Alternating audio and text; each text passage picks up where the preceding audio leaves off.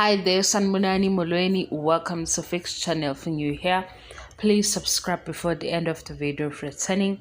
Thank you for love and support. I appreciate you. Uthanda nesithembu updates or latest. Kodwa yazi guys, ngizophendula laba khona sebebhiva ngathi umayini uyingane umakamnini usibindi ubanzi. Umayeni ke guys khona usuku abesebenza ngalo. Ikhona ipost ekhombisayo ukuthi bebekuphi la efake khona ingubo epink ayekade semsebenzini ngalo lolo suku.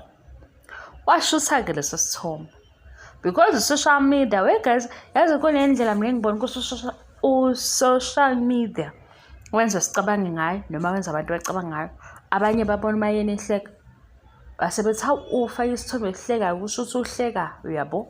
Mina ngizokukhombisa ukuthi umayeni ubekuphi hayi ukuthi ubuzile ubekuphi ngoba ngayibuka lento ngathi kodwa umayeni ke umama umdala ezinye izinto nje ziyamnamathela ngoba nakho la umayeni ade khona ade kanye no la ngene ibhubesi vele yabo ade no Miss Level enontaba yaseDubai usicelo lo motivational speaker sengikhohliwe abanye. Sike sambona futhi ukuthi uyawenza umsebenzi onje la sabona khona umayeni ecula. Niyakhumbula umayeni ecula egayazi izinto zeni nikhuluma la social media zangihlekisa kahle kahle ayime emfishane le video bengifuna ukukhombisa ukuthi umayeni ubekuphi ngalolo suku ke la ubone ngasisithombe wayeni lapho besebenza kanye no Miss Level untaba yaseDubai usicelo lo motivational speaker lo oyi-author futhi engikhohliwe nje incwadi yakhe ithini ngoba ukumazi ngiqale ukumazi ngimbona kwi-Daily Theatre hayibo ngamazi kwi-Daily Theatre noma sengimbona kwesibili angisazi guys ngikhohliwe. Nakho-ke guys kunosisi ofana noMakhumalo kunodade ofana noMakhumalo. Ngicela ukubuza lento yenziwa yini? Ngiyabona lokho ukuthi ufana noMakhumalo ngifuna ukunixoxela ukuthi nginenkinga ku-Instagram bodade niyafana mase nifana futhi niphinde nigqoke iy'ngubo ey'fanayo hayibo yazi angazi mina ukuthi kwenzakalani. Instagram indaba uwenza odade befana ave nifana ku-Instagram khona abathatha behlezi bengidida njalo.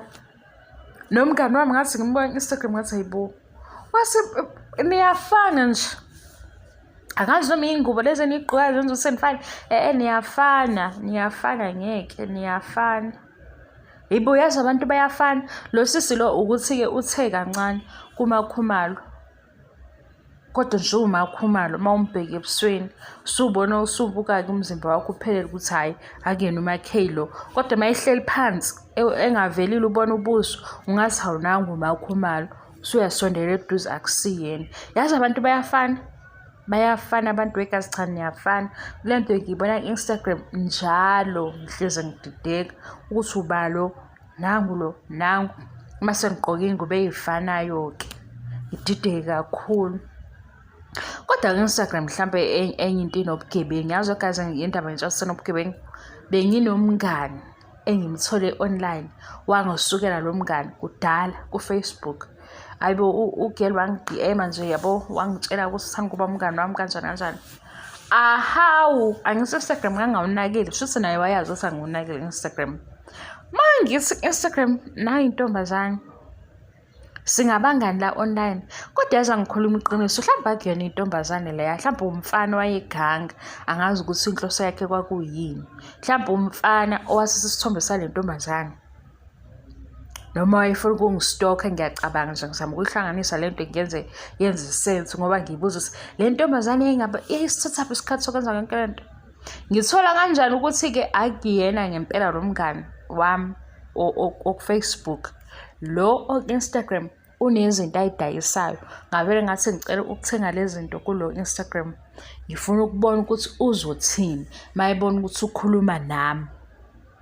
Hawu ngabona ukuthi ngempela ugirl oku-Instagram akangazi wangidayisela izinto zakhe wangisendela washo futhi ukuthi uyabonga ngathi hayibo ngabe bengikhuluma nobanga so uyigazi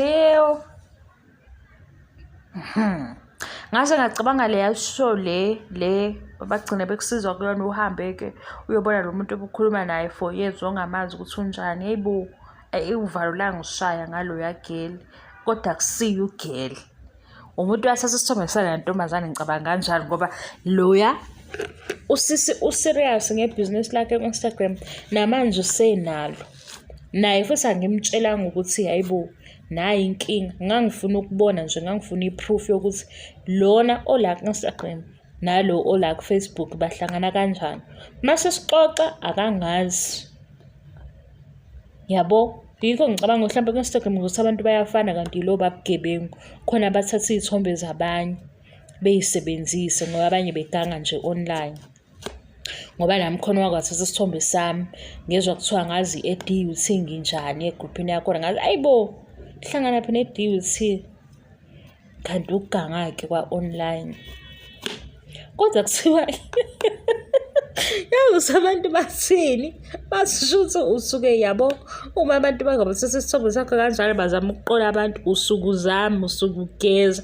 Ngathi ayikho-ke leyo nto leyo ngoba uzobulawa abantu bekubulalela into engekho. Ngoba nje loyo wathatha isithombe sami wasifaka lapho ko-DUT, angazi amagruphini ase-DUT bayethi nginjani. Leyo DUT ngibe ngiyazi ngokudlula. Konje izinto ey'njalo. Anyway guys, gcina ngixolele. Kunesifo esingiphethe. Maye ngaqala nje ngakhuluma angithuli. Ukuthi ngibhizi kakhulu sithanda zami. Manje yabo nje isikhathi engisithola silokhu ukuthi ngikhulume kuvele into eningi nami ngingasaqondile, ngiyaxolisa. Kodwa-ke bengizonitshela ukuthi uMayeni wayekuphi? Nali iwele lamakhumalo, asimazi lo usisi, ngiyaxolisa, angimazi, angitholanga igama lakhe. Ngabona isithombe nje ngathi uMakhumalo lo, ngabe ngathi hayibo uMakhumalo, uMakhumalo ebusweni, sengiyabona ukuthi akuyena.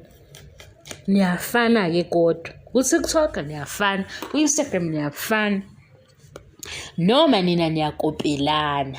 Omunye ufike enze into emfanele nawe uyenze, mase uthenga nengubo ayigqokayo nigqoke ngokufana ngoba lento ngiyayibuza ukuthi yini ndaba senifakana kangaka, ngisho izinto eniy'gqokayo niyakopelana. Nginibambile, ngifike nina nithi sicela uplug, uhambe uyothenga into egqoko lo, uthenge iy'cathulo zakhe, ibhegi yakhe, into ayenzile ekhanda. Khona ku-right noma ku-wrong mase nikwenza konke kufane. Kodwa phela ngingene endabeni zeni kanjalo, ngiyaxolisa. Thank you so much for your love and support. Ngiyabonga, angiqedi. Bye.